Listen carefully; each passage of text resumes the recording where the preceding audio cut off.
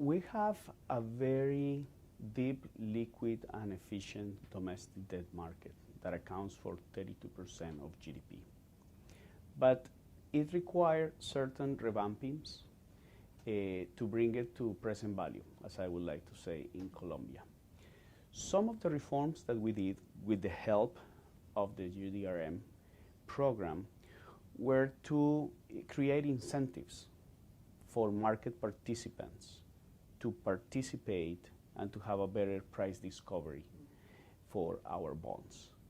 We did it, for example, through leveling the playing field for of the 13 primary dealers that we have, reducing a little bit the burden on how much do they have to buy in every weekly auction, but also calibrating a very generous option that we have, a green shoe in Colombia, that they were able to buy up to 100% of the auction if it strikes.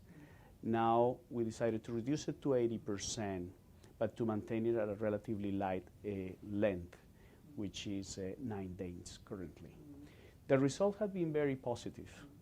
We have been able to over-allocate in most of our weekly auctions this year, and we have completed 38% of our auctions program in only 2.5 months of the year. The key for the success of these reforms was to have an open dialogue with the market participants. They were invited to provide inputs, feedback to some of these reforms that I just laid out.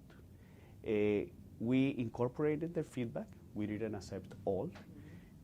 We were always benchmarking our system with the best international practices, both at the OECD, which we are now currently a full member, and other emerging markets, not only in the region, but in other latitudes, for example, in Eastern Europe or even in Africa.